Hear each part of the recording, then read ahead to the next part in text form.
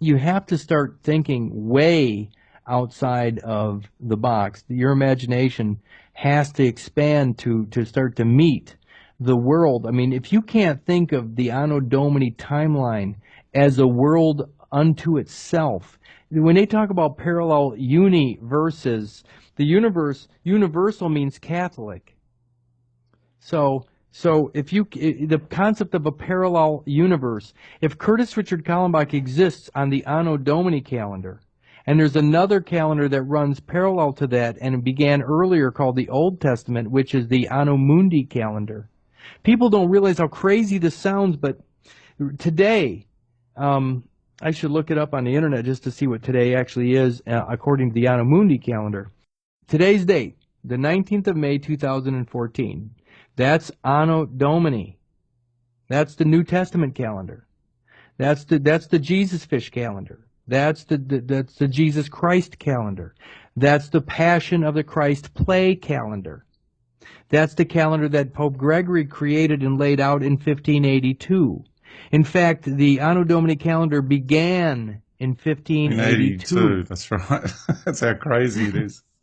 Okay, now it's also called the Gregorian calendar, Yeah. and it's also called the Gregorian epic.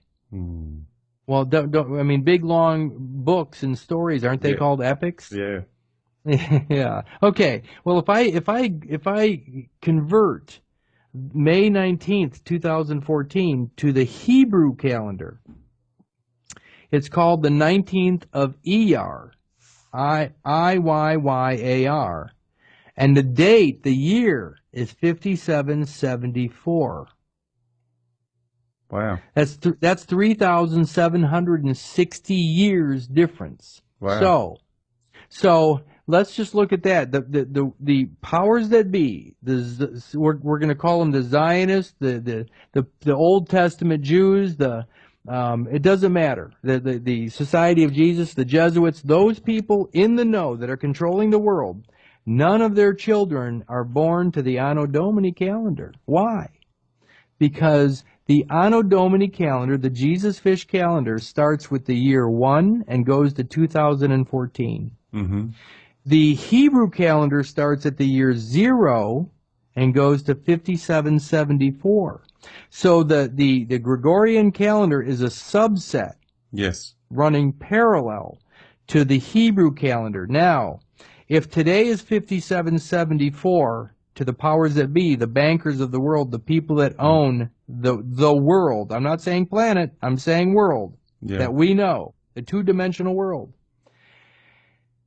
If they live in the world 5774, which is the Old Testament world, and Curtis Richard Kallenbach was born September 19th, 1960, to the Anno Domini world, which is that character lives in the world that's 2014, which is a difference or 3,760 years in the past. Yeah. It's history. Yeah. Curtis Richard Kallenbach is history. So the here and now, the right now, the moment in time that we live in is neither one of these calendars. That's right.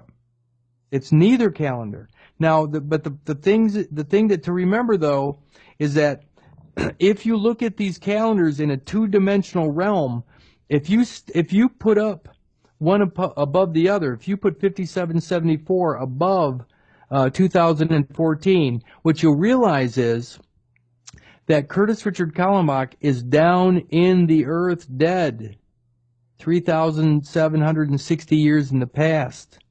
What's weird about the idea of time travel in their artificial, fictitious realm is it's very easy to do. If I claim to be Curtis Richard Kallenbach, I am here and now on September 19th, or I'm on the 19th of May, 2014. But if I am Curtis Kallenbach and not subject to the Anno Domini calendar, but I might be subject to the 5774 Anno Mundi calendar, I can actually travel forward in time by releasing or letting go of the AD character. I can travel 3,760 years into the future by letting go of Curtis Richard Kallenbach. In other words, remember, It's all in our head. The whole construct is in our head. If I claim to be a character in on the one calendar, I'm subject to the powers that be in the other calendar. Now let me ask you this. Can you hear anybody scream right now, George, that lived 3,760 years ago? No. Can you help them in any way, shape, or form do anything? Can you help any family member that lived 3,760 years in the past? Well, figuratively speaking, no. How about this? If your family member from 3,760 years ago Yeah. bound themselves to a pledge or a promise Exactly. indefinitely that bound your family, Yeah. then what about when you arrive today into a courtroom that character was bound to that many years ago? Yeah. And you're exactly. the only living relative.